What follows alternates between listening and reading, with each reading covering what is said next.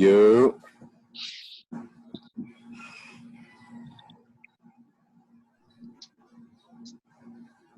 Good morning, Professor. yo, good morning. How you doing? Fine. How's everybody Hello, doing? hello. Morning, good morning. Good morning. Everyone woke up all right? Y'all doing okay? Yes. Yeah, so far so good. Yeah, fairly. It is early.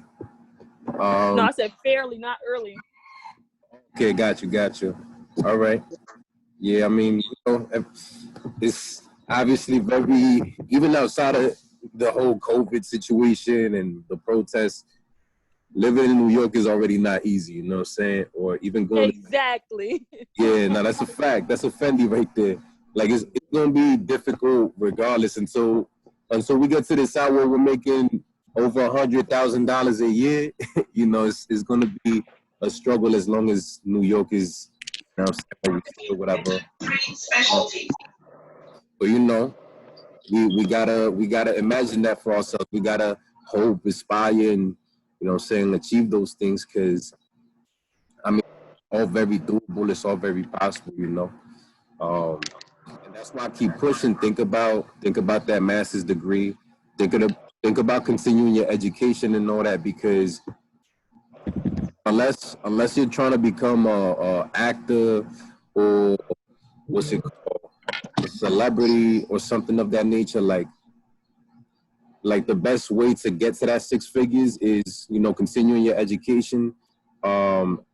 You know what I'm saying? And even if you continue your education and you wanted to start your own business, like they show that businesses are actually more successful for individuals that pursue higher education. You know what I'm saying? Like a master's degree or you know what I'm saying? Basically if you have a college background, if you wish to become an entrepreneur and start your business would actually run more smoothly than if you did. So you know, these are nuggets that I'm always just gonna be dropping for y'all because you know I truly believe everybody in the classroom has obviously the potential to get to these places. But sometimes you know I know it takes motivation. It takes somebody who could constantly remind you or constantly put things in your head like, yo, you know these are some ways out. You know what I'm saying? You don't gotta just Yeah, I need that. everybody else is that they know or whatever. So you know, it's something to definitely think about. So as always, I always check in and I always ask like if there's anything in the world right now that's really sticking out to you, like in regards to just anything criminal justice related.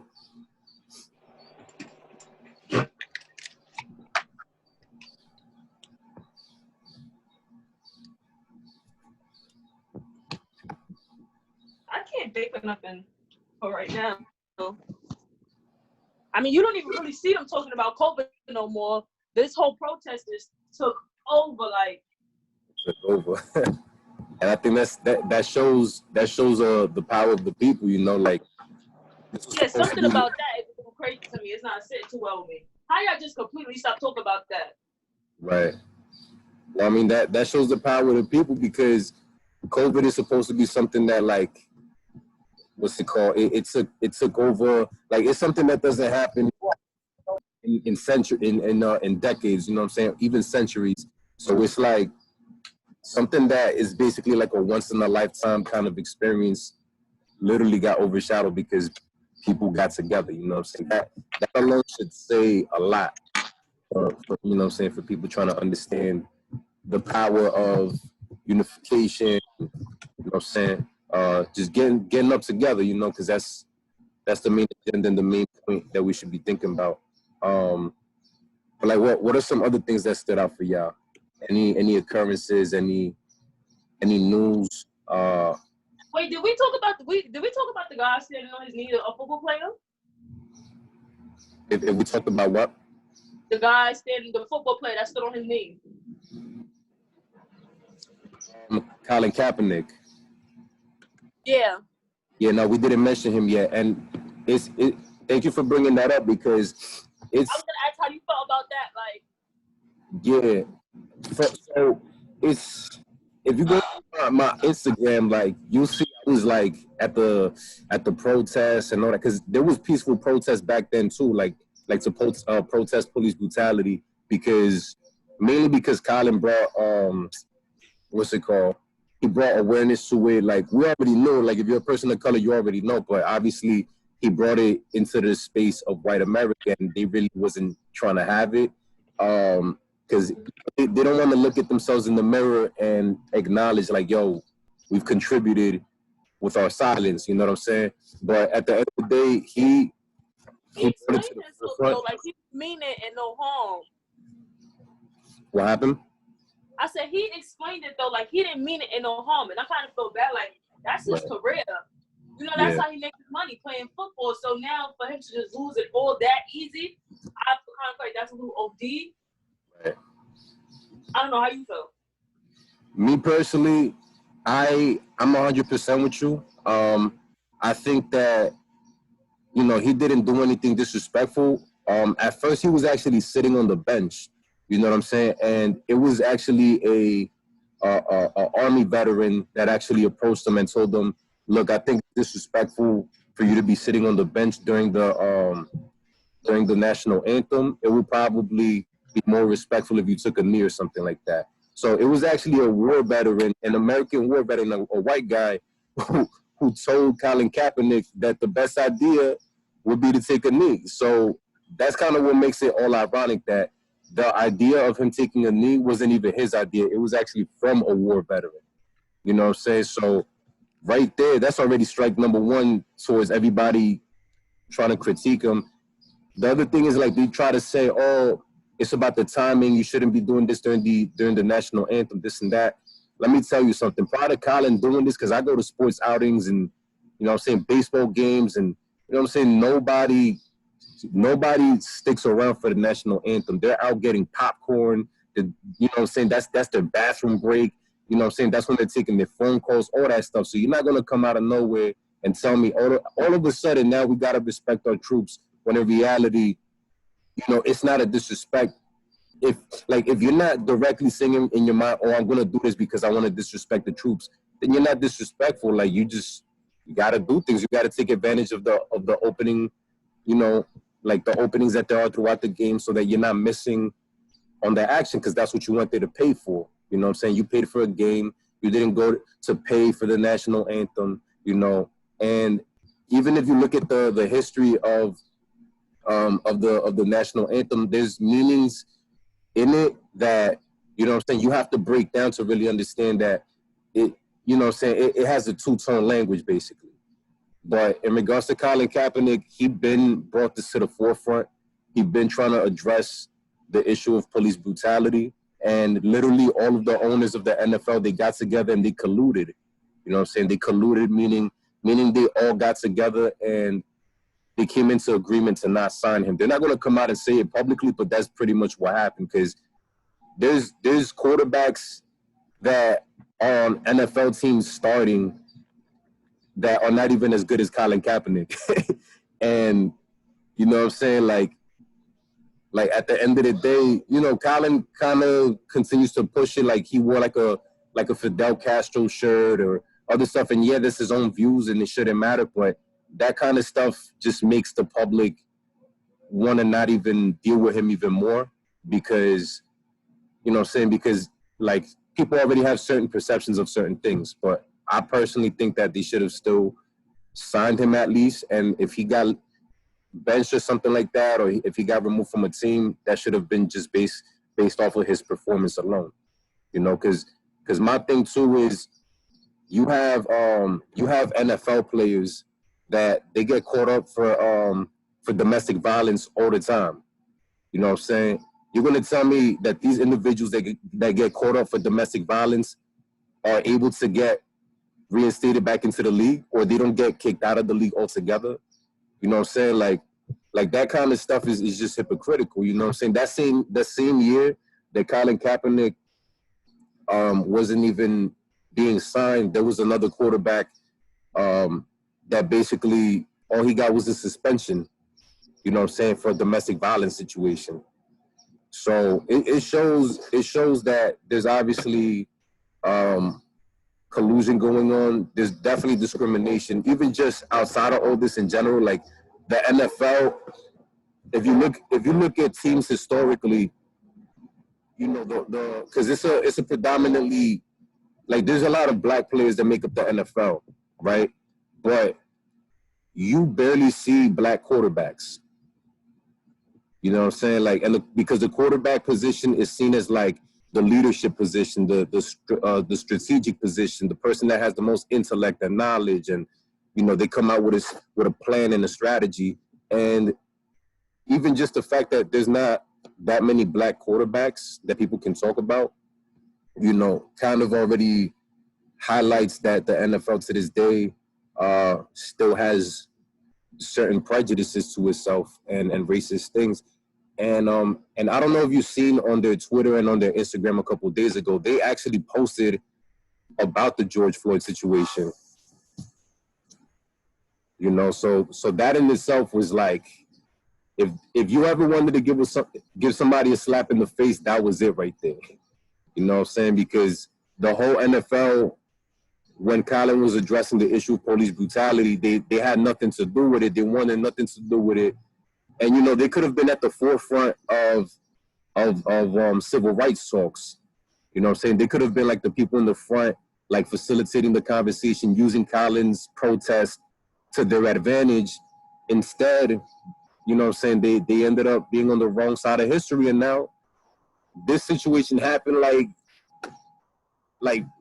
you know, it took like 2 years or something like that, but it happened, you know what I'm saying? Like, it happened in a grand scale where now the NFL has to deal with the reality that they weren't on the right side of history. So, you know, it's basically like a big picture view in a span of 2 to 3 years type stuff. Did anybody see yesterday they actually arrested the other officers? Yeah. Yeah. What did they charge them with though? Again, I forgot. Did you see the video of like the cop in, I forgot, I think was it Tennessee? And the cop was giving the guy water. So, you know, everybody was sharing, you know how everybody do like them videos like of him sharing the water, and then a video of the cop on George neck. I'm like, oh, that's crazy. Yeah, no, I didn't see that one right there. In regards to the other officers, I gotta to see what specific charges they gave him. I just know for the main officer, the one that had his knee on Floyd's neck, they upgraded his 3rd-degree murder to 2nd degree, which to me is like, yo, that, like, okay, they upgraded it by 1 degree, but it's like, yo, that's 1st degree, man. Like, to me, it's like there's like, you can't be any more intentional. You know what I'm saying? Like, you literally was hearing somebody say they can't breathe. You had bystanders telling you what they're seeing. Yo, the dude can't breathe, this and that. Like, and not only just people of color, but there were white folk there too telling the officers, yo, he can't breathe. Like, but, you know, once he came into acknowledgement or knowledge of that information, just by it being told to him, like, it's up to him to continue to apply the pressure or to take it off. And he decided he wanted to keep the pressure on his neck. So at that point, it's like, you know, and that's what I'm hearing from different lawyers, because you have attorney Crump.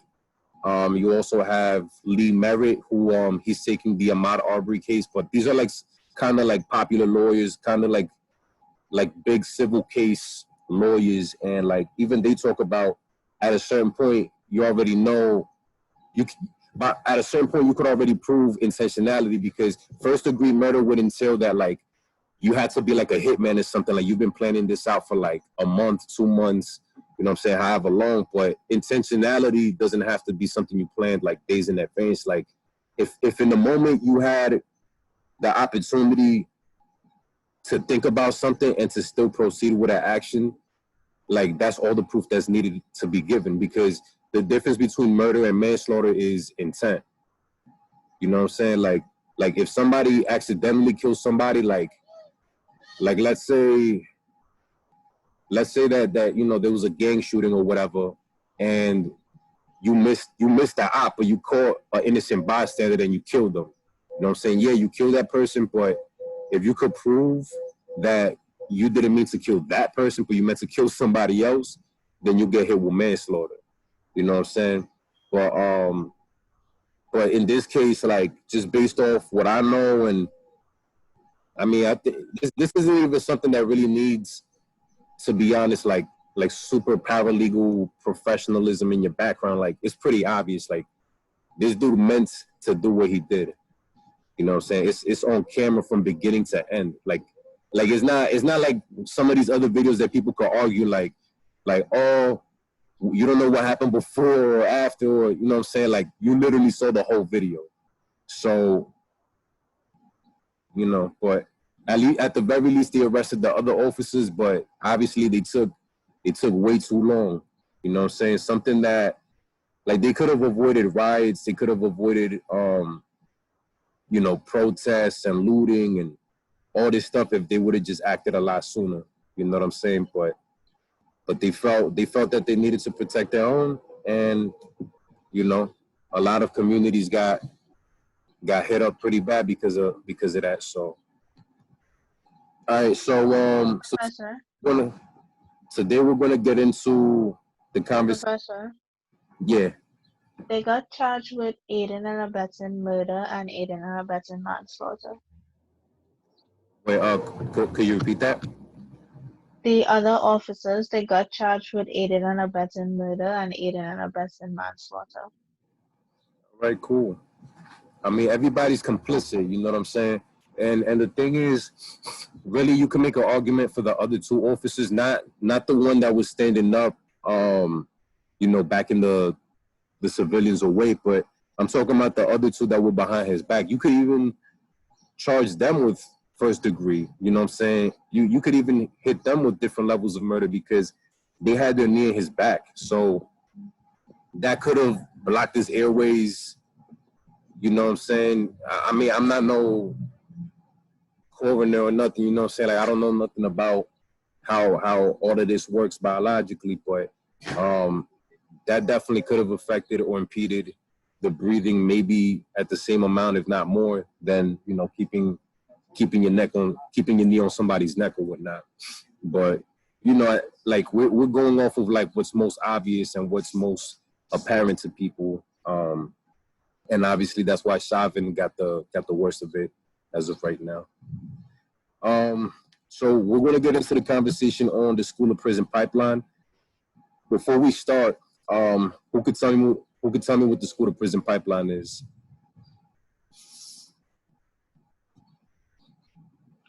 That's when you leave, like after you leave school, you end up getting incarcerated and end up in the system.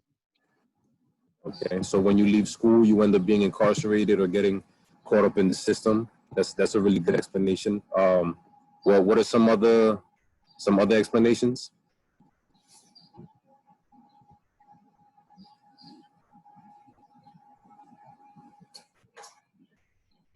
Anyone else?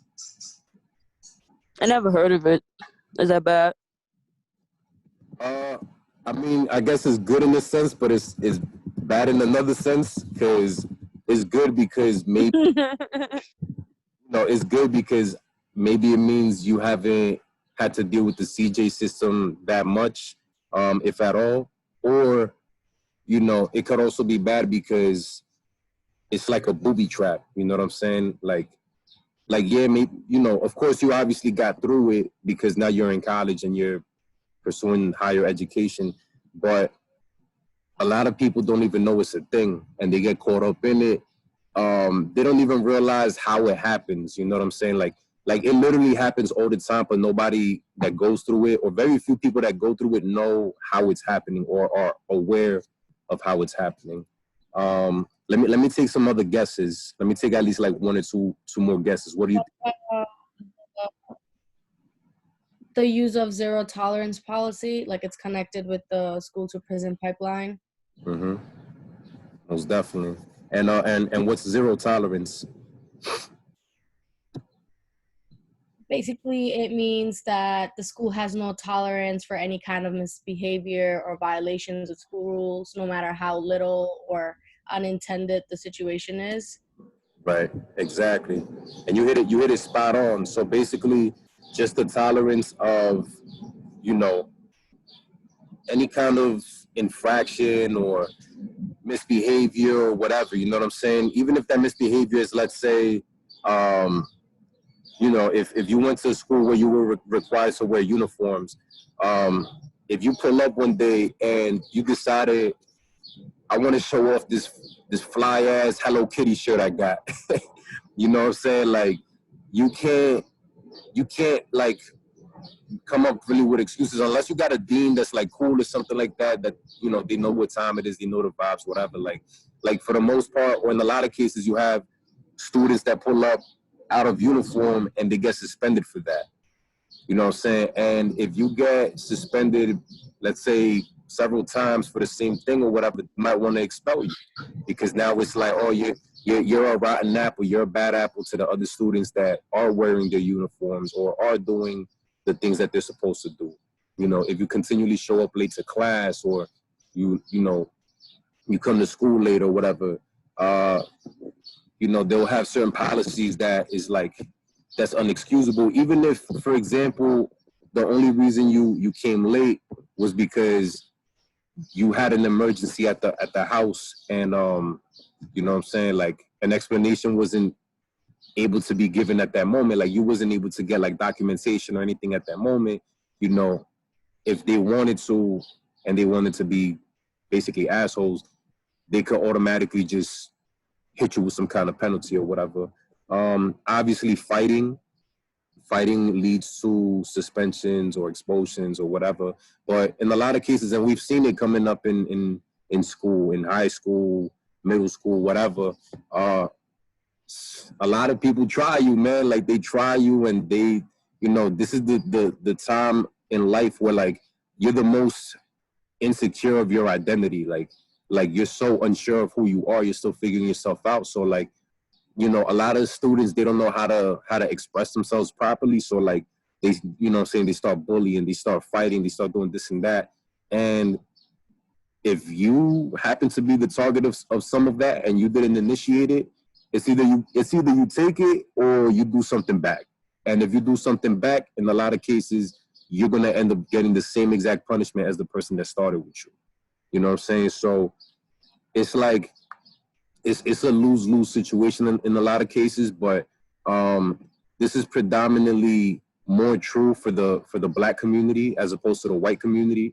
As I've mentioned before, there's actually more white Americans in the United States than Black and Hispanic combined.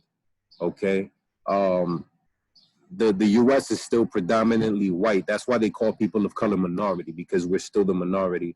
But in a few more decades, by like 2040, 2050, around there, America's going to be a minority majority, meaning that there's going to be more people of color than there are from the white community in general. Because minorities, we actually have kids at a younger age, we reproduce more often, you know, and by default, we're just gonna populate much faster than the white community does. The average age for a white American is 33. The average age for a Black American is 30 or 31, and the average age for Hispanic Americans is 28. And all of that is because, you know what I'm saying, obviously it's not necessarily the best reasons, but, you know, having children at a young age and that being a trend, you know what I'm saying, that being a thing. And a lot of that gets, stimulated and propagated because just listen to the music we listen to, man. Like, it pretty much tells you everything you need to know. Like if you're if you're not even a teenager and you're listening to some reggaeton about perea, perea, perea, you know what I'm saying? It's like you have this being put in you from when you're a little kid. You know what I'm saying? You already being overexposed to sex, and to all these adult content, all this adult content when you're not even an adult yet. So it's like, yeah, of course we're gonna populate sooner and we're gonna be younger in general, you know what I'm saying? But basically because of that reality, we're gonna be a minority majority in a few decades. But right now, America is still predominantly white. The reason I'm sharing this, and I'm gonna share the screen with you.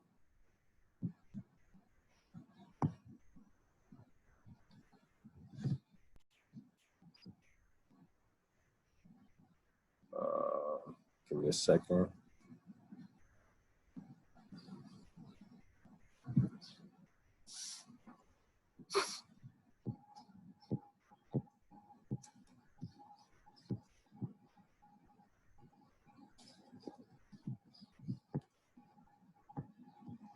All right, so the reason I'm sharing this, and this is based off the ACLU,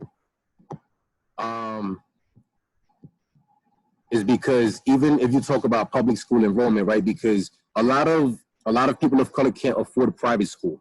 All right, you have to pay tuition, you have to pay for all these different fees and whatever. But public school obviously tends to be the way that people of color usually go.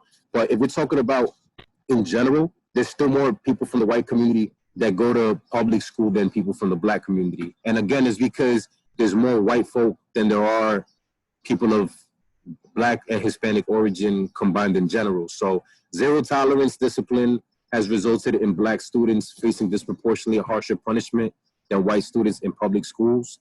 Even though public school enrollment is made up of 51% white and 16% Black.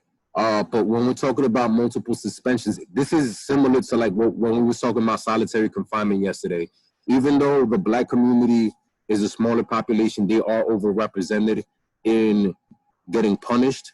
So yeah, there's more like yesterday, out of prisoners in general, the Black population was about 40+%, but solitary confinement was even higher than that, even though, you know, like basically showing that you'll have the same individuals from the Black community being thrown into solitary over and over again.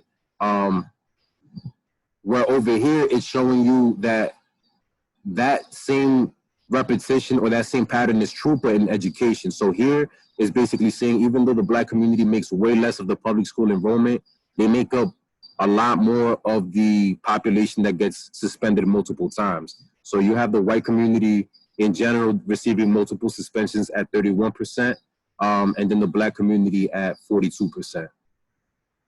Black students represent 31% of school-related arrests, all right? So obviously there's schools that have police officers in them. They have a police presence. It's not just only security. As a student, you can actually get arrested on campus, all right? So again, that number right there, Black students represent 31% of school-related arrests. It's a big teller right there. Black students are suspended and expelled 3 times more than white students, all right?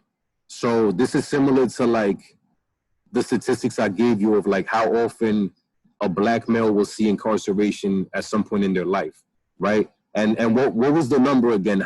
1 in how many Black men are going to see incarceration, statistically speaking? 4, I think. It's 1 in every 3. Very basically the same exact thing as this. For every 1 white student that sees suspension or expulsion, you have 3 Black students that already seen suspension or expulsion. All right.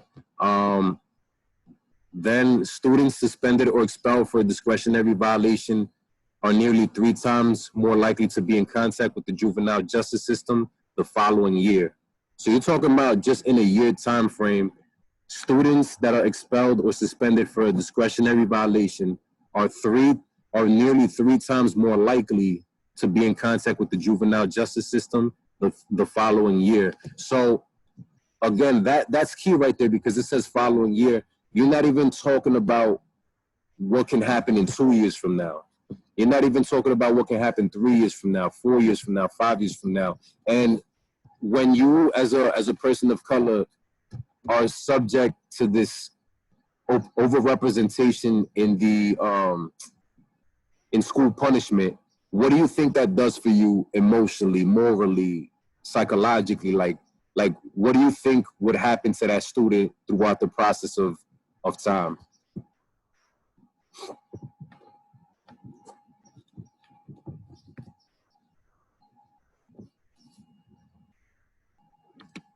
Are we talking about in general or suspension wise?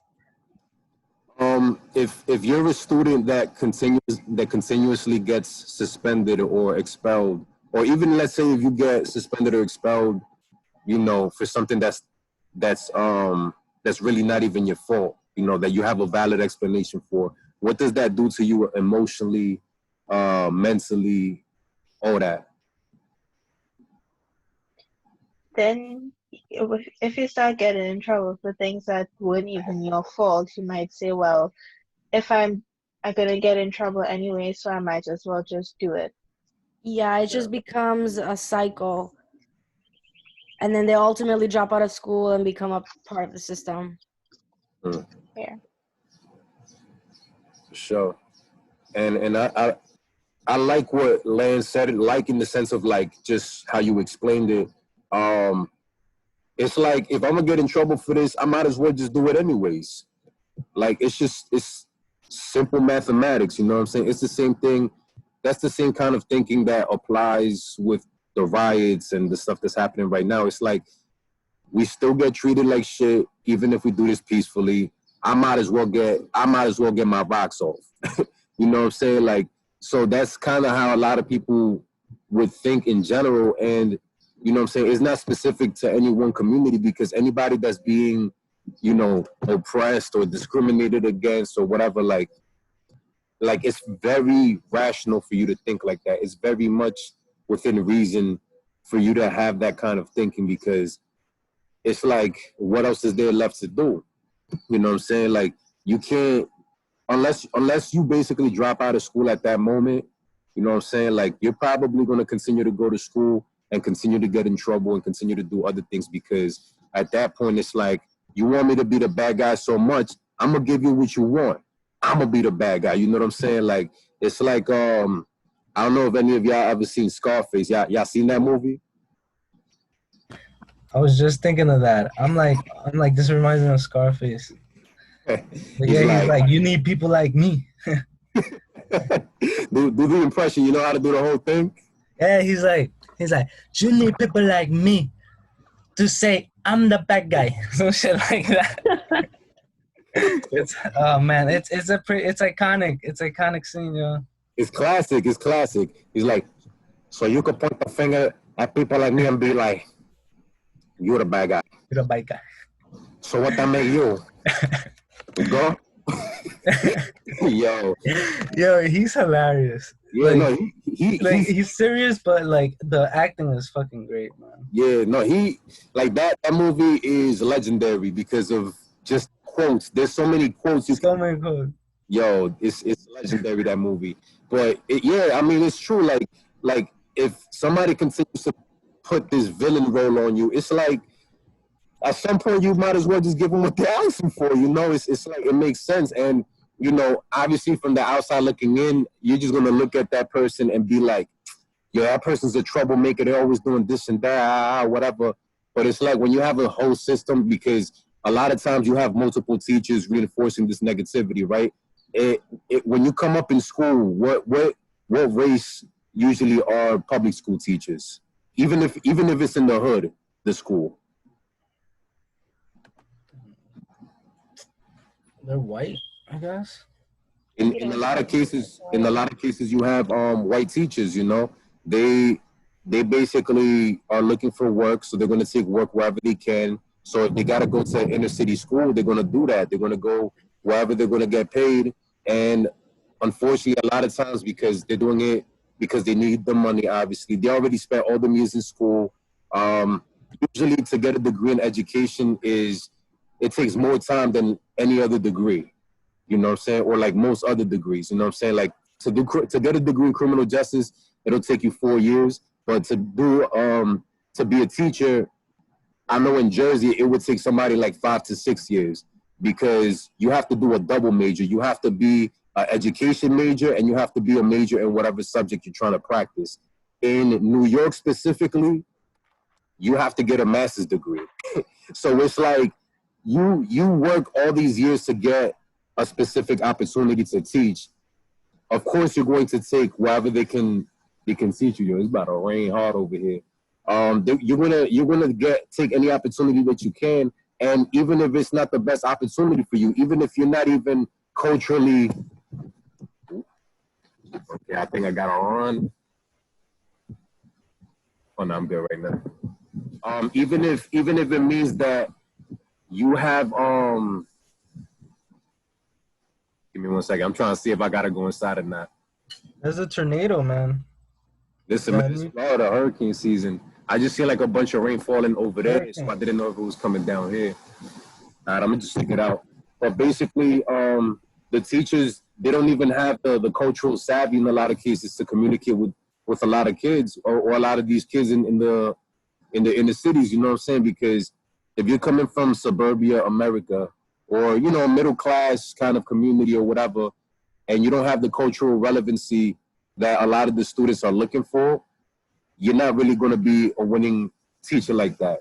Like, you can still find your ways to get around and to win students over, but it's going to be very, very challenging for the majority. You know what I'm saying?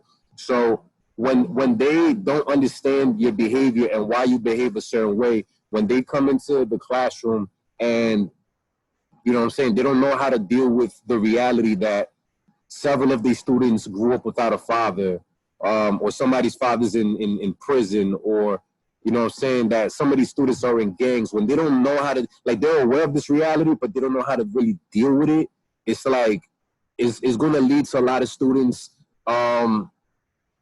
not being able to receive the assistance, support, and quality education that they need to receive. Because look, Professor, I don't mean to cut you off, but yeah. I took criminology last semester, and we had learned different strains of theories. And I remember it was Albert Cohen, and one of his strain of theories was guys like kids that fails by their middle school teachers usually turn out to be like delinquents. Yeah, I think there's a lot of truth to that. I'm not going to say that it happens all the time, but you definitely have a better probability of going, quote unquote, delinquent if it's done to you at earlier on in life, because those are things that you probably are not able to recover from. You're probably not able to at least recover soon enough, right? You're probably not able to understand what's really happening. You know what I'm saying? Because all this time you're blaming yourself, or you might just be thinking, yo, if multiple people are telling me this, there's got to be truth to it. But in reality, there's a whole systemic inequity that's occurring at the same time. Obviously, if you deal with this later on in life, obviously you can still, you know what I'm saying, give into that pressure, like, oh, I guess I'm just a bad guy or whatever. But by the time that you're a teenager or getting into your late teens, you have you've developed more critical thinking skills, as opposed to if you was a kid and you literally just a sponge out here soaking up the world. Like, anything that's given to you, you're going to take it and fly with it for the most part. You know what I'm saying? So I agree with that, depending on the circumstances and depending how early on in middle school or wherever a student was failed or told something like, you'll never amount to nothing or something like that. Like, I don't know if anyone listens to Don Q, but Don Q, he put out a song where he said, Project Stairway Loiterer, my teacher said, I'll never amount to nothing, something. And I'm like, man, if Don Q wasn't rapping, I don't know what, you know what I'm saying, we could probably assume based off his raps, the stuff that he would probably still be doing out here or whatever. So it's like, at the end, it's not an easy reality to live through, because as a kid, nobody should have to ever deal with discrimination, and the discrimination doesn't have to be blatant. It's like a lot of this is subconscious. It's systemic. It's so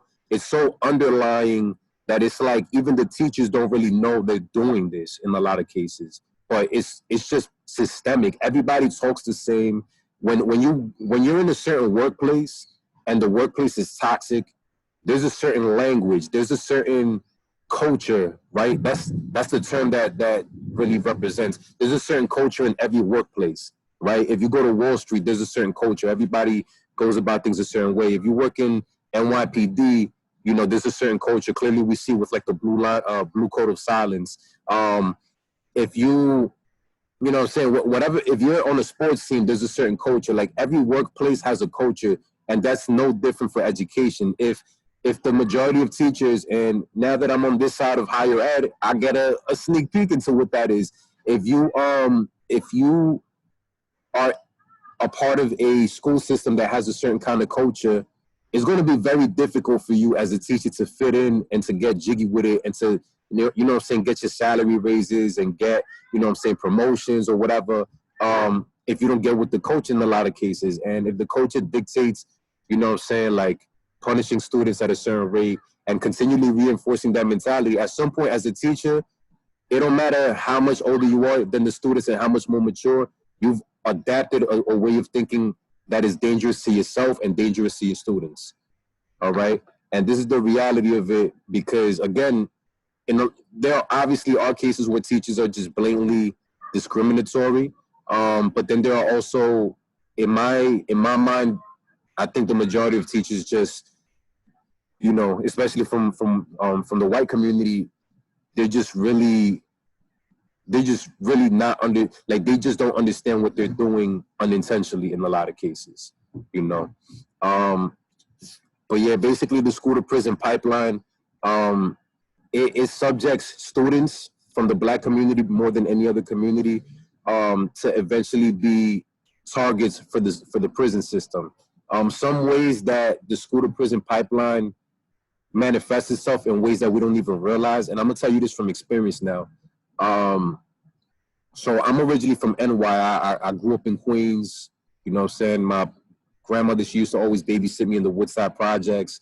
Then I went to school, and, you know, I went to not the best middle school at first. Then I got transferred to a middle school out in Jackson Heights. From that point, my folks, they moved us out to Jersey. I lived in Jersey from like 13 to like 22 or 21. Nah, I'm messing till 22. But basically, when I lived out in Jersey, the public school system for high school was terrible. Like the graduation rate was literally just a little over 60%. All right. There was violence, obviously. There was drug dealings, all this type of stuff. You know what I'm saying? Like I seen different things, you know, coming up in this public school system. One of the things that obviously we had to do, they made us wear uniforms. We had to go through metal detectors. You know, they patted us down. They wanded us, similar to like if you're going into a correctional facility. The hallway lighting was very dim. You know what I'm saying? Like just the infrastructure of the school, like from on the inside was like very brick mortar kind of, you know what I'm saying? Like it just had to feel like it was like a structure, not really a building or a place to really learn. And then of course, like just the energy and the vibes of the students, you know what I'm saying? Because the biggest housing projects in Jersey City at that time, the Montgomery projects, was literally 1 block away from the school. So you have the kids from that housing complex, from those P's coming down to this school, and then only like 3 blocks away, there was another major housing project, you know what I'm saying, where the kids from those projects went to the school too. So you had a blend of everything. And then there was other projects, you know, but it was like public housing. It wasn't like buildings, but it was like actual houses, but it was public housing. You had now that kind of playing into effect as well as to like the population of the school. Long story short, just the vibes and the energy of a lot of the students you know what I'm saying, it's people you would kick it with, and you'd be having fun and chilling with or whatever, but you know they was getting into trouble and stuff like that. Long story short, when I work in the Department of Corrections, and I step foot into Rikers Island for the first time in my life, I'm 23 at the time, all right? And I walk into the facility, and and this is the first week. Let me tell you that. This is day one that I'm walking into the facility. I'm like, yo, I don't know what it is, but this feeling feels very familiar. You know what I'm saying? And me personally, you know, I've been fortunate enough that I've never gotten arrested. I've never got caught for any activities I may have done when I was younger. But basically, I can't say that I know what it's like to be inside of a facility because of something that I did. All right. When I was walking around and, you know, saying, kind of like picking up the different, you know, energies and vibes from the jail, and mind you, I'm on the biggest jail on the island, which is 40 acres. I'm like, dude, like, I really feel like I've been here before. And it took me a week, you know what I'm saying? I started processing the information. I started thinking about it. I'm like, yo, this shit crazy. Be like, yo, I honestly am kind of like concerned at this point, because it's like, this is like, I don't know if I'm supposed to be feeling this. And by the time that the end of the week came, you know, it finally hit me, and I came to the conclusion, the reason why I felt like I've been there before is because it reminded me so much of my educational experience. You know what I'm saying? Like, going to school, getting, you know, walking through metal detectors, getting patted down, getting wanded, the dim lighting in the facilities, the different energies that the guys was giving off. Because let me tell you something, when I was in Rikers, like, I would bust it up laughing sometimes with the detainees. Like, yeah, I was there to provide a service, and I did provide those services, but, you know what I'm saying, sometimes I would just go in and check in, and sometimes we just chopping it up and talking, or like somebody tries to roast me. Like there was one time when I walked into a housing unit, and it was like 30 deep, you know what I'm saying? And you already know it's the same thing like in school. If somebody trying to come at you, if somebody trying to roast you, you gotta roast them back. That's just the coaches. So, you know what I'm saying, I walked in, somebody was like, hey, yo, look at Ricky Ricardo walking there. I'm like, and at that time, there was this dude on YouTube. His name was Ice JJ Fish. I was like, man, shut your Ice JJ Fish looking self up. You know what I'm saying? Everybody just dying or whatever. And they're like, oh, snap. He got roasted. You know what I'm saying? Like, they just started gassing it. And it was like a high school environment all over again. What I'm trying to say with that is, like, a lot of the dudes that are locked up, you know what I'm saying, or behind bars, easily I would have been cool with them on the outside. And like, even me personally, I am cool with people who have gotten locked up or who have, you know what I'm saying, had contact with the system, because that's just what it is when you grow up in certain environments. So it's like, all of that, for me, that was my personal experience with realizing that the school to prison pipeline was actually a real thing. You know what I'm saying? Because for some reason, I felt like I had already been in this facility, even though I never stepped foot in there one day in my life. And that right there, the specific term for that is called institutionalization, all right? Without realizing it, one way or another, a lot of us, if not everyone, has been institutionalized. You know what I'm saying? And that's why, you know, when somebody from the hood or whatever gets locked up and they end up going into a correctional facility, and you hear that they go in and out of jail, go in and out of prison, whatever, you probably ask yourself, like, yo, don't you get tired of doing this? And the reality is, if this is really literally all they ever knew from a young age, you know what I'm saying, getting punished from a young age, getting, you know, told when to eat from a young age, because even if you go to lunch, you're being told when you got to go eat. You know what I'm saying?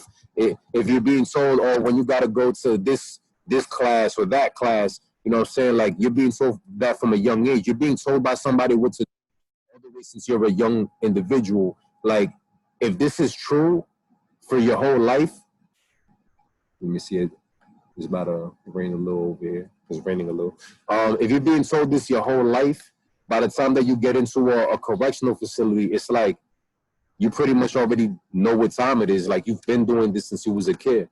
You know what I'm saying? So nothing becomes a shock to you no more. Everything is basically just a repetition of what you've known already. All right, give me 1 second. I gotta find the location.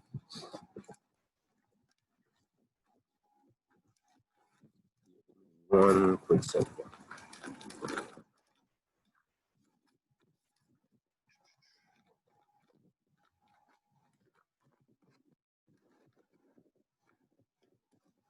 It's raining over here, so I gotta.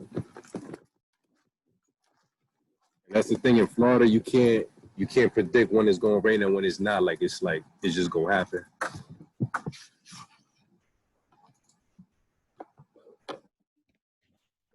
Today's going to rain here.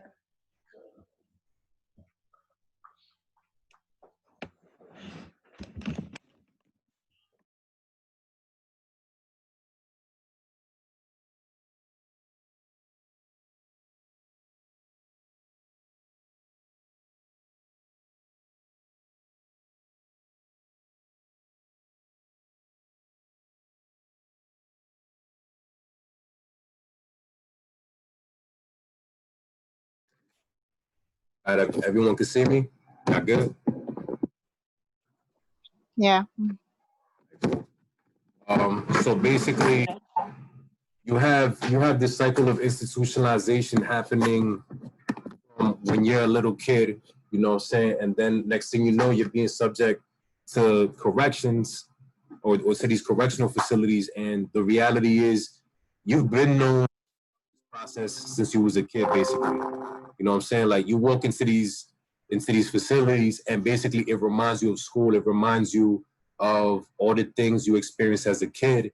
And when you talk about recidivism, it's like it's very difficult for somebody to say, I don't want to do this no more, when literally their whole DNA has been structured in a way, like their whole social DNA has been structured in a way where it's like, this is the only thing they're allowed to know. Does that make sense?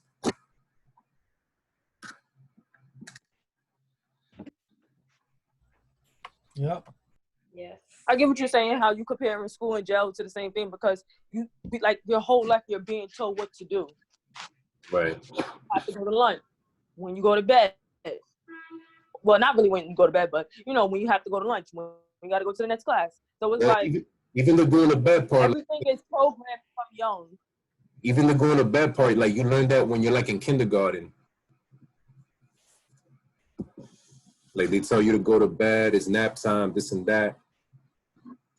But I definitely agree with you. Like, you know, the just the structure, the way that they organize things, it's like is meant to like keep you kind of like in this cycle in your mind, and you don't even realize this is what's happening to you. What are some of your general thoughts about this? Like do you think this is right? Do you think this is like why do you think this is in the first place? Why is this happening? I think like the United States, when like in order to have more of a like mental control, like what's this called, like it's like it infiltrate, like schools are like one of the first ways that you're introduced to like discipline and authority. Mm-hmm. So in a way, like you see this, like the adults and the teachers, you know, even the security guards, you see them as the authority. So you're supposed to like respect authority, and they teach you this at school. They even like Pledge of Allegiance or like stand up. So they give you, they're like preparing you for the outside world. But I see the way you're saying it, that like the school to prison pipeline, it's you're making a comparison, like it's like the systems are like the same. It doesn't make sense that that like we institutionalize kids for, you know, to get used to being told what to do, you know, by authority. You know, it's not like it's not like critical thinking. It, you know. Yeah, yeah, no, that's a fact. And the thing is, like, it doesn't make sense if the way that you're thinking about it is that we're looking to get our students away from that, right? It wouldn't make sense if we're thinking about it like that. If the thinking now becomes that's where we want our students to end up, then it makes full sense. And that's the reality that, in my opinion, most Americans will not come to conclusion with, because they're afraid of accepting that as reality. And again, this all goes back to just the history of America, you know, the original sin being slavery, you know what I'm saying? Bringing people from their country over to this country, and then killing off, like almost killing off a whole population that already existed over here. You know what I'm saying? Like blood and genocide and, you know what I'm saying, all this stuff. This is the foundation of America, and America will never paint it like that. Like going back to the Colin Kaepernick situation, people say, "Oh, I'm not going to let somebody disrespect my beautiful flag." Well, guess what? That beautiful flag, the red on that flag, is representative of blood. A lot of blood that America has shed. All right.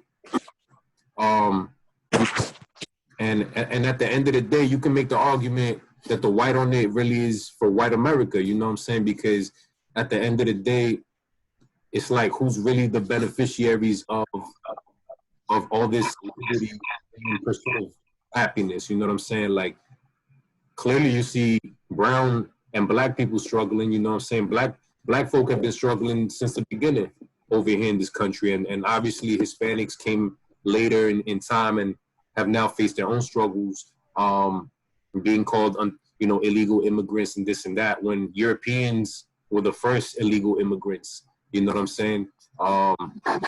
Since this wasn't even the country to begin with. So when you start looking at the history, when you start going back in time and realizing, you know, Jim Crow still exists, but in different ways, you know, like again, if you become a quote unquote convict, right?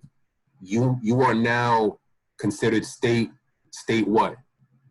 Property. State property, exactly. When was the last time that it was legal to call anybody property? Before they abolished slavery. During what? During slavery time? During slavery, exactly. So right there, you're seeing the comparisons. You're seeing the, what's it called? The parallels. When was the last time that people were legally not allowed to vote? During slavery? Exactly. Legally allowed? Not I'm sorry, I didn't hear your question. The question was when was the last time people were not allowed to vote? In the 60s. In the 60s, before the Civil Rights Act, but even way before that, to what Rashida said, it was slavery, right? Slavery to civil rights, yeah. Right. Segregation. Exactly. And so now, if you are on parole, right, or if you have a certain criminal background, you're legally not allowed to vote. You see the comparisons that I'm trying to create for y'all. And you know, we already know that the black and brown population are overrepresented for their own community. They're overrepresented percentage-wise, and by a vast margin. And so, when you look at things from that angle, like, things start to make sense. Even when we talk about women, right? Because we don't talk about women enough in the criminal justice system, and we're going to talk about it later in the semester as well. When a woman is locked up, and let's say she's pregnant, whether she got pregnant before going in or she got pregnant during, because maybe she had relations with an officer, or officer raped her or whatever, right? Not saying whatever like it's nothing, but like there's different scenarios that can happen. When she's gonna give birth, you know what I'm saying, if she has the opportunity to go to a hospital, they have her cuffed up to a bed. All right. So the giving birth process is already a difficult one in itself. Me as a man, I will never understand it. I don't want to understand it for myself. But I do appreciate women who obviously go through this pain to bring new life into this world, and for that, women should forever be lifted up. You know what I'm saying? They should forever be honored and, you know what I'm saying, and praised. But imagine now having to give birth with handcuffs around your ankles, chained up to the bed. All right. And that's best case scenario. Now, if you're a woman and you're gonna give birth and they don't have time to take you to the hospital, or they just chose to not take you to the hospital for whatever reasons, you gotta give birth right there on the cell floor. You know what I'm saying? And that obviously in itself is an extremely uncomfortable and unsanitary position to be in, because at least a lot of women, if they was to give birth in their home, they could do it in the bathtub, something like that. You know what I'm saying? Where it makes the process easier. Ain't no bathtub in jail that you could go to. You know what I'm saying? Like it's a whole situation. And what ends up happening after that is actually the baby can't stay in jail with you. So what do you think ends up happening? Foster You have to care. send your child home. But are you only speaking on a city level, right? Because in state prisons you actually can keep your children. Well, not in state prisons. In Bedford Hills Correctional Facility, which is a state women's prison, the maximum facility, you Yeah. actually can keep your kids for up to 1 year if Yeah. you're going home during that time, up to 18 months Right. if you have longer time. Right. I'm speaking, on a city level, but of course there's general facilities where it applies. Now, of course, there's always going to be like specific facilities that they operate differently, or they handle the situation differently. But basically, from what you're saying, even like they only have up to a year with the child, and if they're still locked up, you know what I'm saying, within that year, the child still has to go to somebody, right? Yep. Yeah. Right. So I think that's even worse. yeah, Having your baby, nurturing them for a year, then having to, send them home. exactly. And that's a trauma that you know what I'm saying, like you have to figure out how to live through that, because the relationship between a mother and child is like it's irreplicable. You can't replicate that in any other form of life. But basically, depending on how I guess how they perceive the mother may be able to have the kid get sent to a family member, or the kid ends up going to the system. What was another time in history where a mother, after giving birth, her child can legally get taken from her and given to somebody else?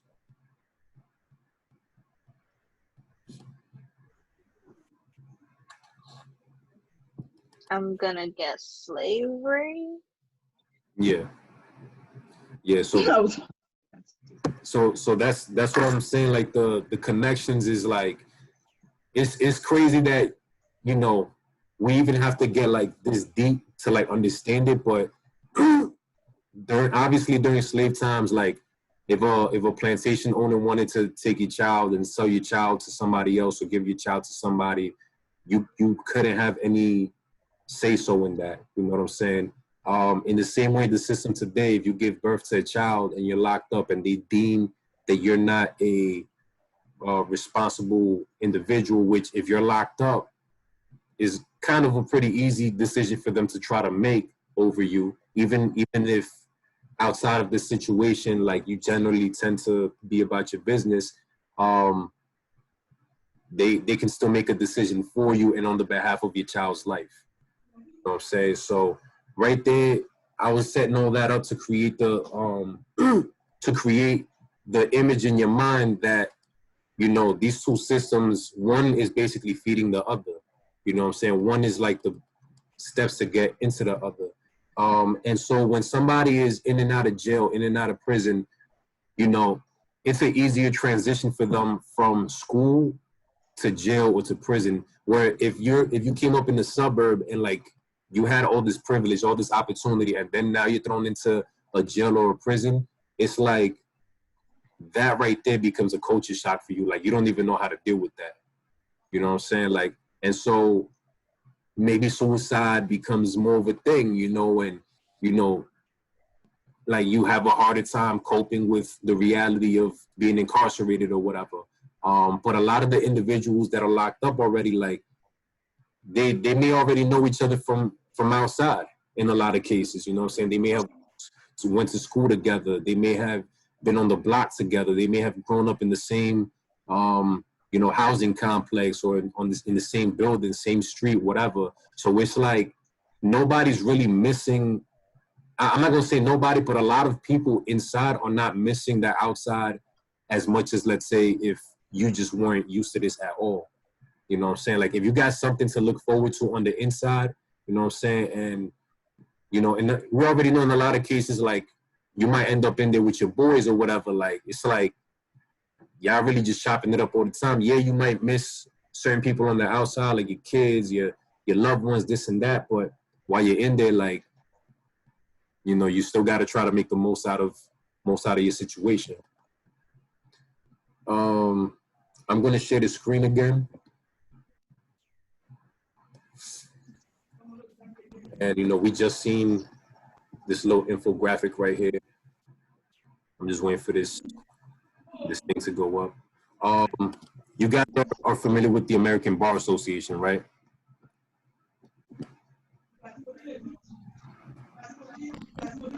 Yes. Yeah, y'all are familiar with the American Bar Association? Yeah. No. Yeah, No. I heard about it. No, not really. I've heard about it. Okay. Have you ever heard of the bar exam? Yes. Yeah. And what's Hear the that? It's an exam that graduates from law school have to take in order to practice law. exactly? So basically, the bar exam that's basically the test you have to pass to graduate from law school, so that you can actually practice law legally.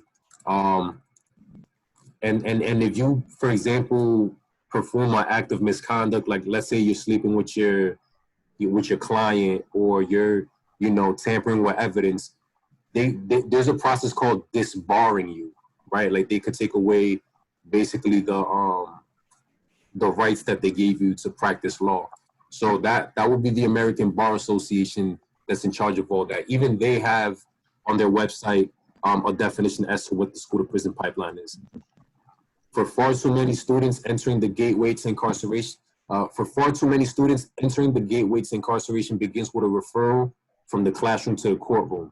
The phenomenon is referred to as the school to prison pipeline. The NAACP Legal Defense Fund described this pipeline as funneling of students out of school and into the streets and the juvenile correction system, perpetuating a cycle known as the school to prison pipeline, depriving children and youth of meaningful opportunities for education, future employment, and participation in our democracy. The emergence of the school to prison pipeline has been impacted by trends in school to prison, in school disciplinary practices and zero tolerance policies. It is our challenge to dismantle this pipeline and create new pipelines to success for all children. In order to undertake this endeavor, we must first become knowledgeable on this contemporary civil rights issue. Let's begin with examining the landscape of America's classroom and juvenile justice system. So basically, they come up with their own definition of what the school to prison pipeline is, and pretty much is that, like, it's a, I like how they put it, it's a referral form from the classroom to the courtroom, which I ain't gonna hold you, that's kind of fucked up when you think of it like that, like a referral form from the classroom to the courtroom. Like, you know, that's pretty deep, because, you know, like they're not wrong by saying that, right? Like you're basically writing somebody off as being a potential entrepreneur or business person or, you know, future educator, and you're basically saying, okay, you don't qualify for this, check. You don't qualify for that, check. You don't qualify for this, check. All right, next place for you, prison. You know, and without you even realizing it, like as a teacher, without you realizing it, you're doing this just by stimulating negative conversation or what have you. And obviously you get cut off from many opportunities. If you get, you know, kicked out of school or you get expelled from school and you never go back to school and you start hitting the streets as a result, because you got to fill up your time with something, even if it's negative activities, like you're still going to fill up your day and your time with some kind of activity, whether positive or negative. And if you get caught up, let's say in drug offenses, basically, if later on in life you wanted to go to college, let's say you got your GED and then wanted to go to college, but you got a drug charge on you, you don't even qualify for financial aid. Automatically, they don't give you financial aid if you have drug charges or like a drug felony in your background. And you would think that's the most entrepreneurial out of all the different offenses that somebody could commit. You know what I'm saying? That's the most business savvy one, but they're not gonna give you the opportunity to get financial aid. Same thing, public housing. You could get denied public housing if you have drug charges in your history, and you could get denied SNAP. You know what I'm saying, like food stamps, stuff like that. So all of that plays a factor in regards to like how the school to prison pipeline leads to those other things. Because think of it like this: if the one place that's supposed to protect you more than others, being school, rejects you and they say that you ain't gonna be worth nothing, like who else is really gonna come on your behalf and bat for you? Who else is really gonna come to your behalf and defend you and say, you know what I'm saying, now you deserve a second chance, if the place that's supposed to be the most safe pretty much kicked you out? You know what I'm saying? And in a lot of cases, the parents they're not prepared enough to know how to deal with a school that like this. You know what I'm saying? Or maybe you might have parents that are not active because they're busy trying to, you know, gain a wage, gain a salary, and, you know, they got to work 2 to 3 jobs and they're never home because of that. You know what I'm saying? So like at what point will they be able to go to school and really know what's happening and be able to defend the child? You know what I'm saying? So it's a system that really, you know what I'm saying, it really is set up to basically fail students in a lot of ways. And this is why we have to be cognizant of this, because we just look at the end result. Oh, this dude got locked up. This dude, you know what I'm saying, he did X, Y, Z. Well, let's look at the first half of his life. You know what I'm saying? Let's look at the first 12 years of his life, the first 15, 16, 17, 18 years of his life. Let's see what was happening during there. Matter of fact, let's look at the first 5 years of your life, because it's already been proven that anything that you will learn for the rest of your life, or like basically the whatever you learn during the first 5 years of your life will most likely stick with you forever. Mainly like morals, principles, you know, different things. Like it's already been scientifically proven. You know what I'm saying? Like those things stick with you, you know what I'm saying, to however long. Yeah, you're going to forget some things, but there's certain foundational things that whatever you learned in those first 5 years or whatever you was exposed to, they're going to remain with you more likely throughout the rest of your life. And so this is how schools need to start thinking. If the real goal really is, let's keep our students out of prison, let's keep our students out of jail. You know what I'm saying? If that's the real goal. If it's not the real goal, then they're succeeding pretty well in sending a lot of students to jail and prison. And I want to show you an example. The problem is, What happened? I was gonna say the problem is like teachers and school staff are not trained properly to deal with certain situations. Like I'm a teacher assistant and I work with D75 students. Yeah. They be wilding. They be wilding, yeah. You know what I'm saying? So if you getting spit on, you getting punched in your face, you being attacked, yeah, the first thing you're gonna do is, you know, call the police, because they're not training them. We're not trained to, like, obviously, you know, you can't put your hands on kids in no kind of way. Right. But like that's the first thing I'm gonna do. So I think that's like the first step. They need to start providing proper training so we can know how to handle certain situations. Yeah, for sure. Like for example, in justice, when they're talking about police not using force, they say use your de-escalation tactics, right? Teachers have to learn how to de-escalate because you're right. Like when I was in school, I done seen a student snuff the dean. You know what I'm saying? Like I know it could get crazy, but it's like you if unless you're trying to send the student to prison or to jail, like you're not going to be able to get to the bottom of what's really happening unless like you have certain things and certain practices and stuff like that. And at the same time, it's a learning curve, right? A lot of teachers, they have to learn this stuff on the go. Like you have to learn and do it at the same time. So it's like everything comes together all at once. But obviously the training still has to be done, and there has to be certain people that know what they're talking about when they're doing the training. You know what I'm saying? And that's, for example, there's a professor from Columbia University. His name is Dr. Chris Emdin. This dude, he the truth. Like if you want to follow him on IG, his name is Chris Emdin. I'll put his info in the chat.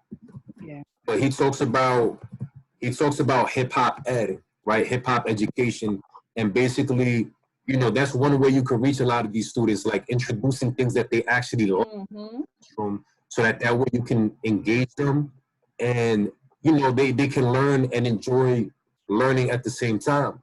But a lot of times, teachers are telling students, no, you have to learn it like this, you have to do it like that, and then teachers do get mad because they're human. You know what I'm saying? And it creates more tension, more whatever.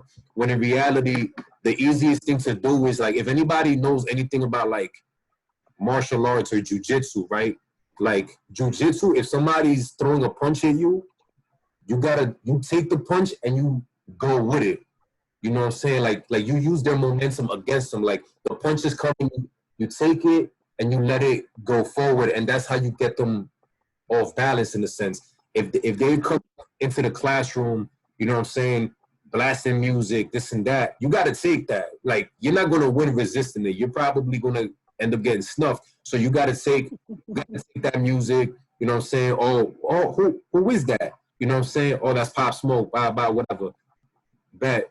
Next day in class, come through with a lesson plan or something that's basically somehow, some way incorporating Pop Smoke lyrics into whatever you're trying to teach. You know what I'm saying? And that way, you're going to be able to engage the students a lot more effectively, and they're actually going to be interested to hear about this. You know what I'm saying? But as obviously, if you're not from the community, it's going to take a little time for you to learn certain things, but you have to be willing to learn. And a lot of teachers, they don't want to learn too.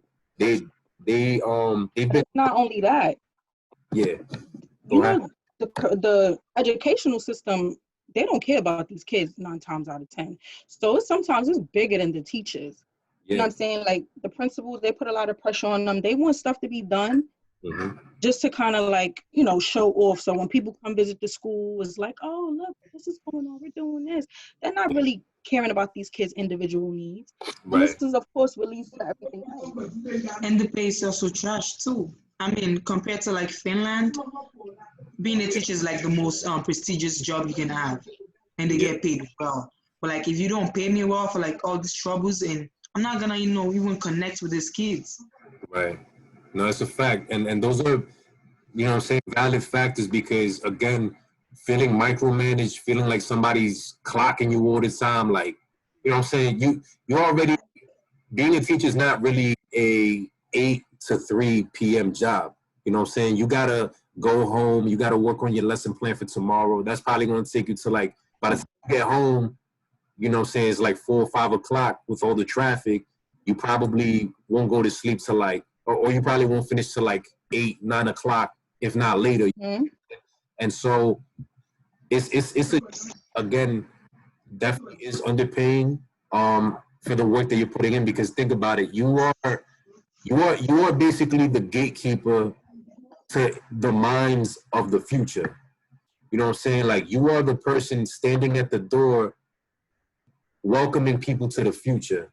But that future can either be a successful one or a not successful one, or even somewhere in between, depending, right? But the system, I agree 100%. The system has a lot to do with it. You have people, Board of Education members, violate and, are part of scandals all the time. You know what I'm saying?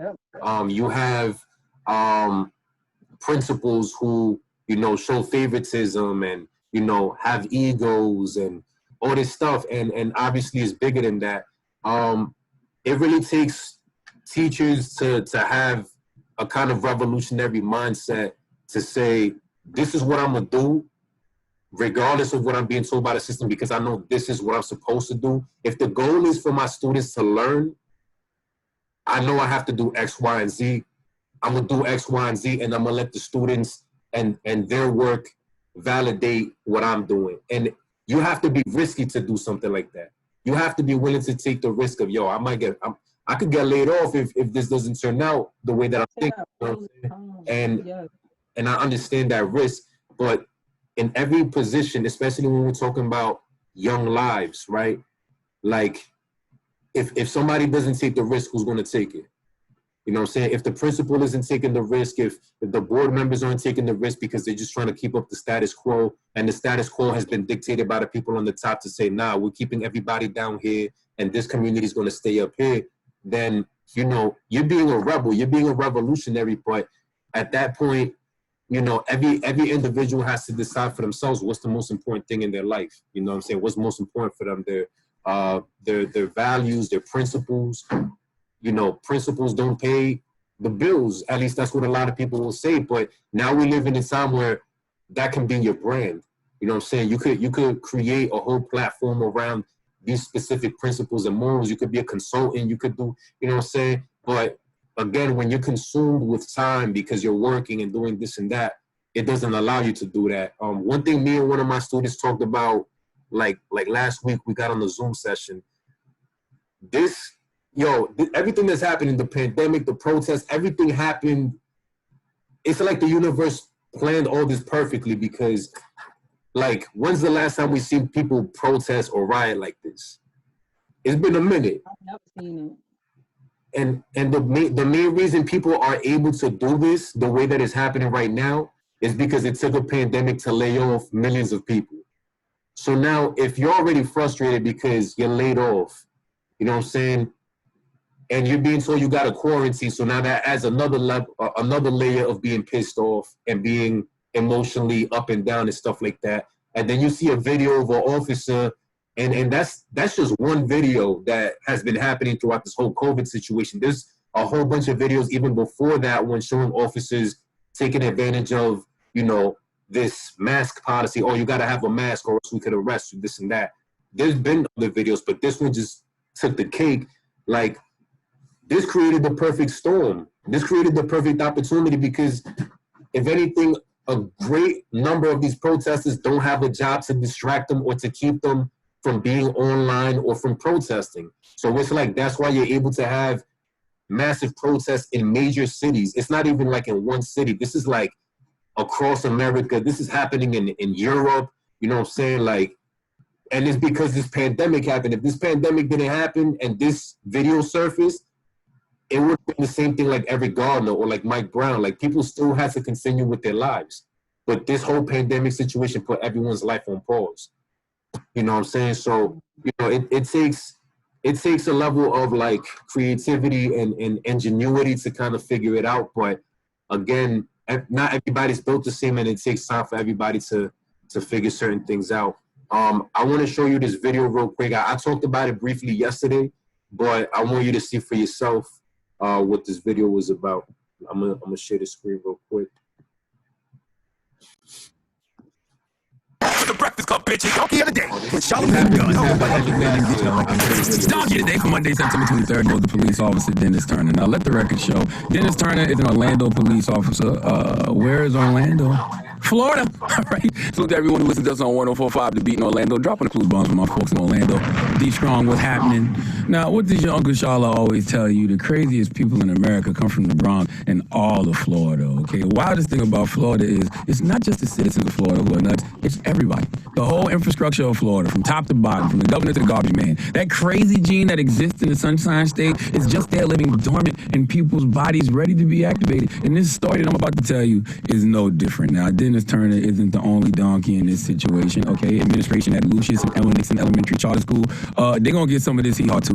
I recommend that the staff there, administration at Lucius and Ellen Nixon Elementary Charter School, they're going to get some of this hee-haw too. I recommend that the staff there, teachers, principals, guidance counselors, everybody needs to step down because they clearly don't know how to communicate or interact with children. Now, salute to the young 6-year-old queen named Kaya. Drop on the clues bomb for Kaya. Kaya is 6 years old. All right, that's like first grade. All right, minding her business, going to school, doing what 6-year-olds do. And she had a tantrum. It happens. She's 6. Kids throw fits. All right, they are kids. They have a low emotional IQ. They may not know how to use their words correctly, whatever. But just remember, she's 6.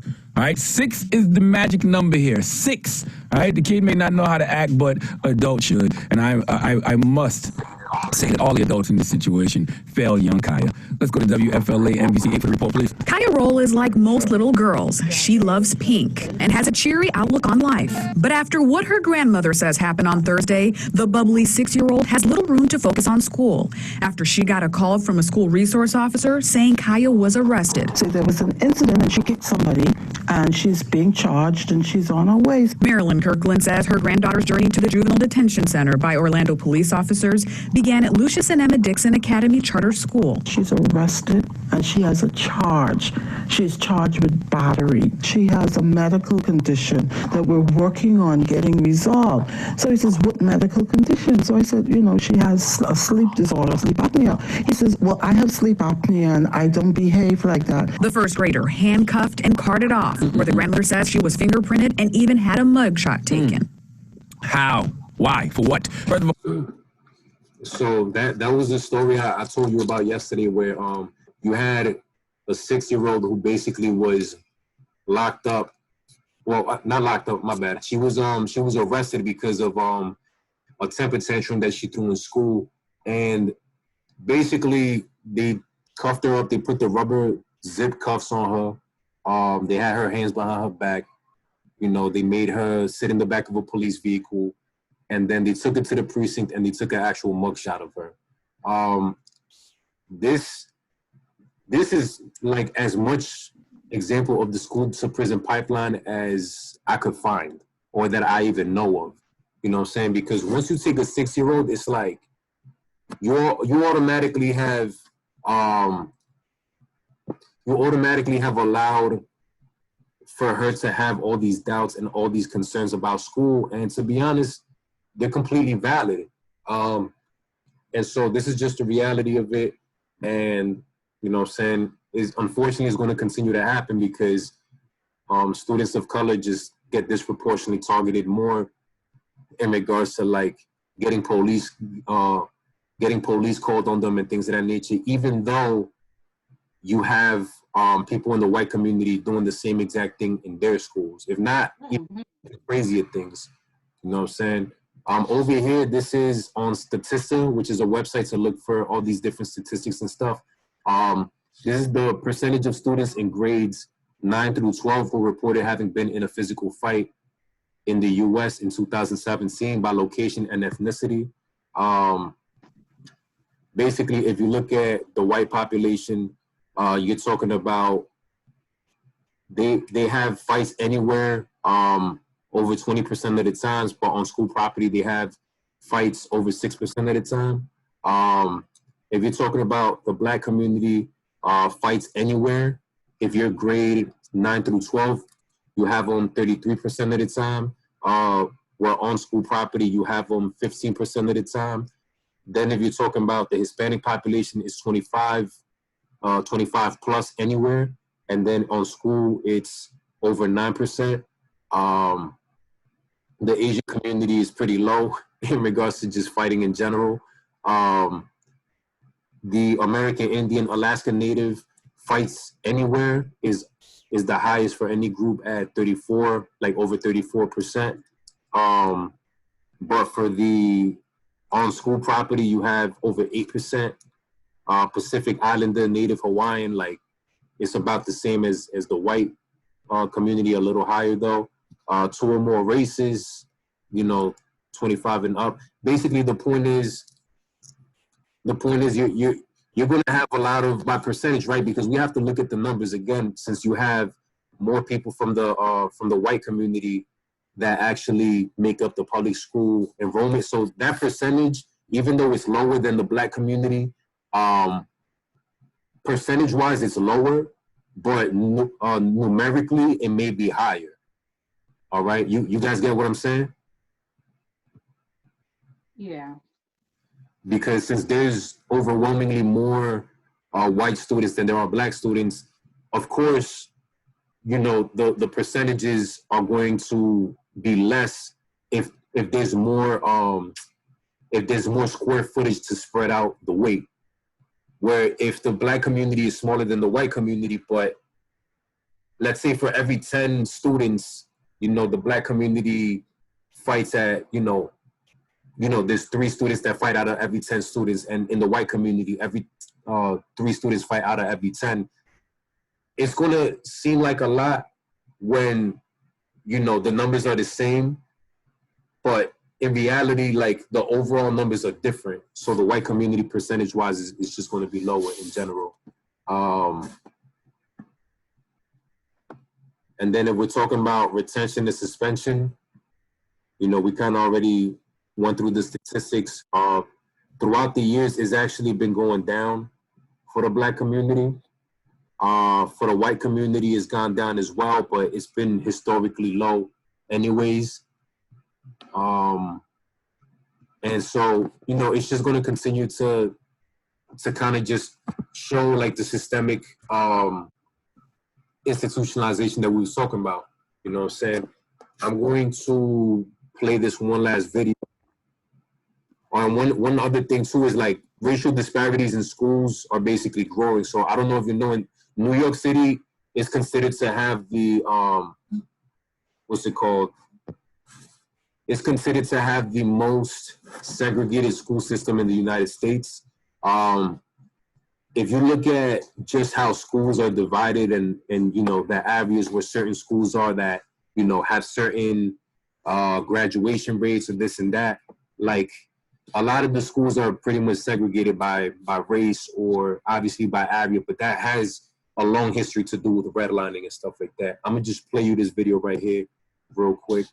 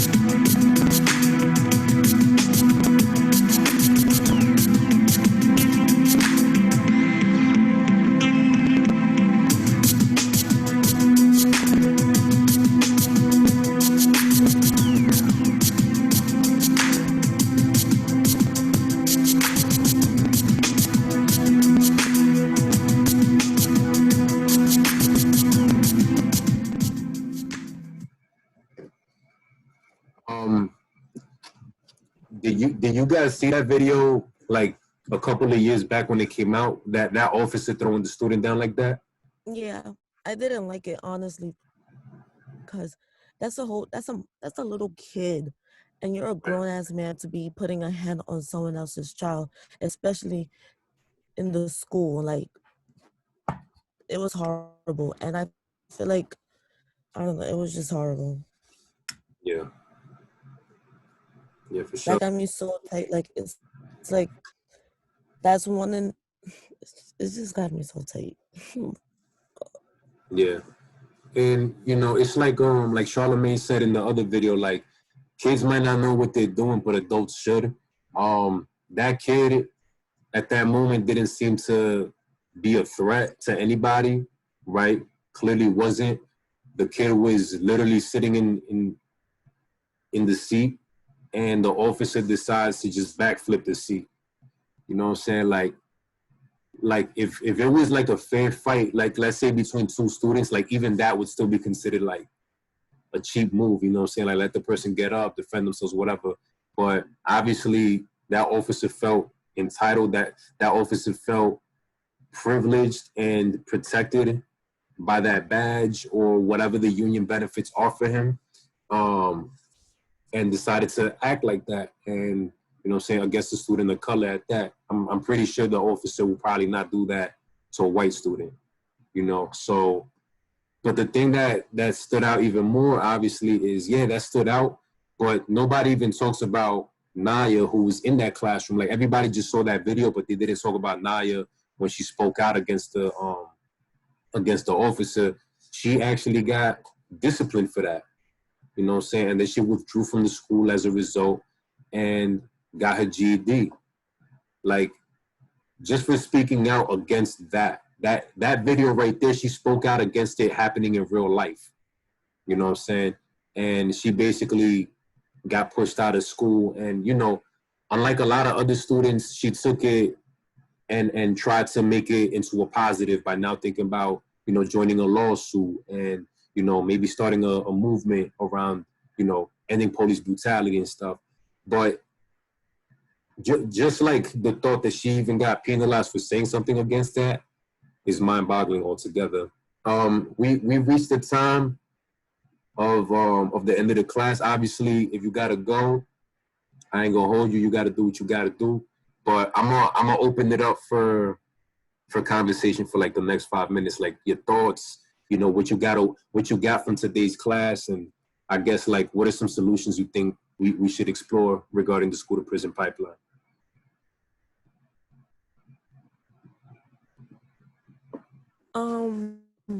I have a question.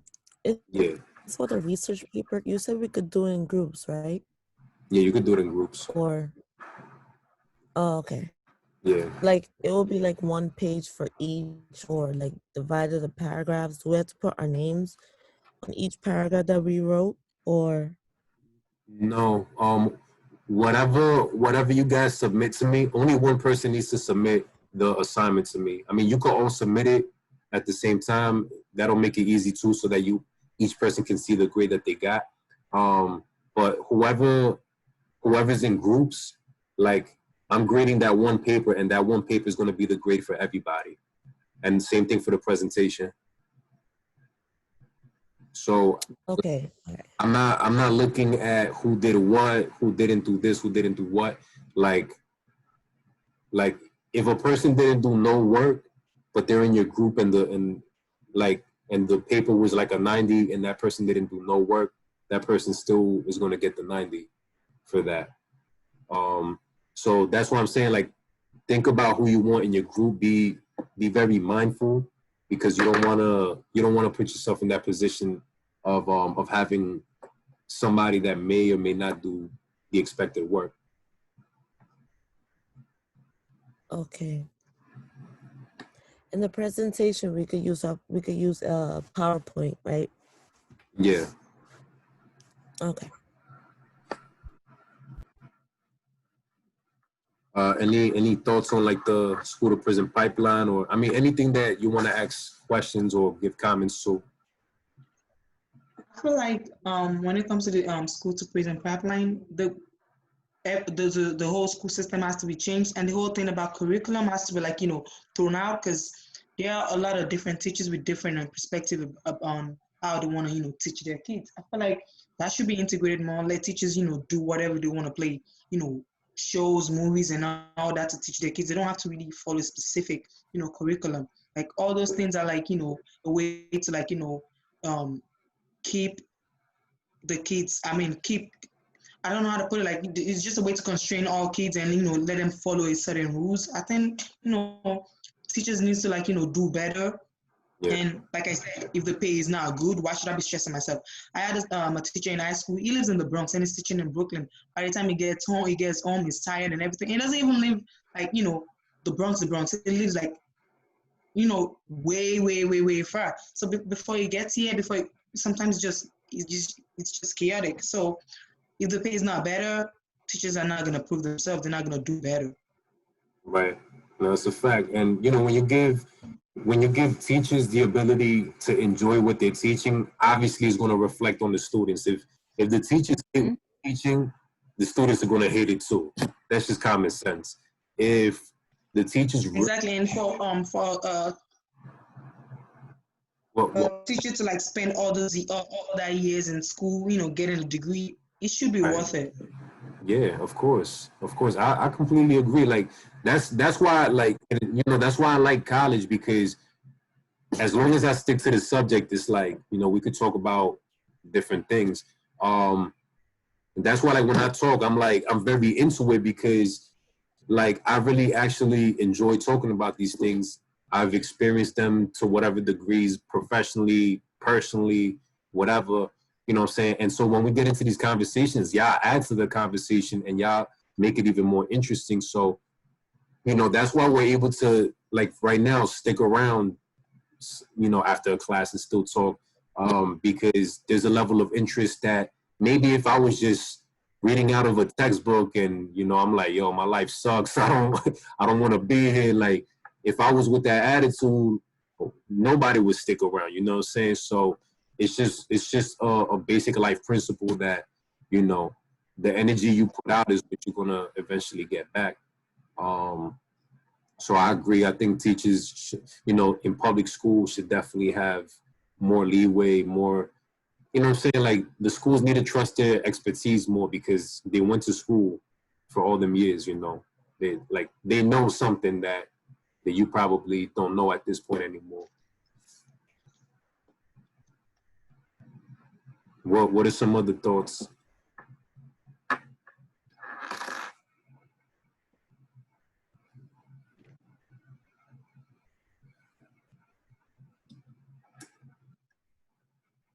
All right, so I'll stick around for a little longer. If y'all want to have conversations about other topics, I know we kind of discussed. We'll have I guess post-class conversations about different things. If you want to talk about career stuff, ask questions about my career choices, or what do you think you want to do, and you want a second opinion or whatever. You know what I'm saying? I'm opening up to that right now too. If you want to ask questions about that, maybe getting a master's degree or whatever, just feel free to just put it out there at any point. I'll keep the conversation open for a bit longer for that. Okay, bye, Professor. See you tomorrow. Oh, no, not tomorrow. Monday. Enjoy your weekend. Most definitely. You too. Stay safe.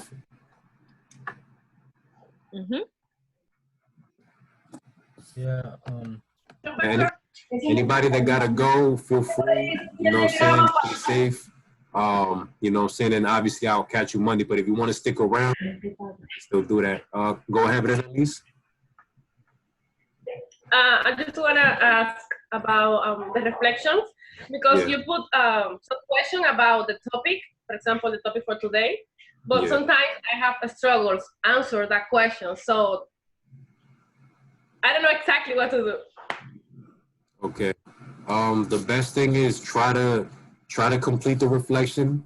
It needs to be three paragraphs minimum, 5 sentences. Look, I know this is probably different. If you to submit it in Spanish, I'll take it. I understand Spanish, so I'll take that if you need to submit it like that too. But I would say definitely try to figure out, how to put it in English first. You want to practice that for when you get into the field. But if you want to mix it up here and there, you're like, yo, I don't know how to communicate this all the way in English. Yeah. could do that. I submit 2 reflections, but I mean, it's for the questions, because for me, reflection is what I think, you know? Yeah. But you put some questions, so for that reason, sometimes I don't know how to answer. Okay. If you're struggling with the questions, I would say try to answer them as best as possible. Yeah, you said like reflection is about what you think, what is your opinion. I do want your opinion, but at least try to answer the questions a little bit. You don't have to give me like a full paragraph for each question. You know, you can answer each question maybe in like a sentence, 2 sentences, and then the remainder of it be like your actual thoughts or whatever. I just really want to see how your thinking is, and you know, I want to still challenge you a little bit. You know what I'm saying? Like to like force yourself to look at, you know, to look at the specifics of each situation. And also, if a reflection is too difficult, what's it called? You don't have to do that one specific reflection. You know what I'm saying? Like you could look at the other topics that we're gonna go through, learn them ahead of time, learn them ahead of the class, and then you could, you know what I'm saying, you could do those reflections, because I only need 10 by the end of the semester. Yeah. Okay, Professor. Thank you. So definitely So have a see good you one. on Monday. Yeah, I'll see you on Monday. Take care. Yes, Professor. Yeah. Anybody have any other questions?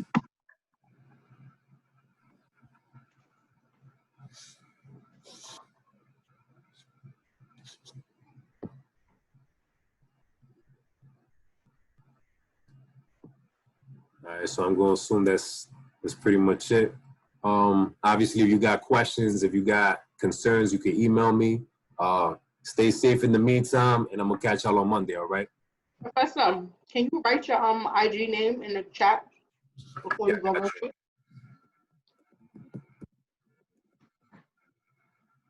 Put it in right now. Hold on. And Abstract underscore. Okay. Yeah, I'll follow back. I'm not, with my students, I'm not on that bougie type of time. So I'll give you a follow back. Okay. Yeah. Just hit my, just I'm from your whatever class, you know, and that way I know for a fact, you know what I'm saying, that there's you know that. All right, cool. Thank you.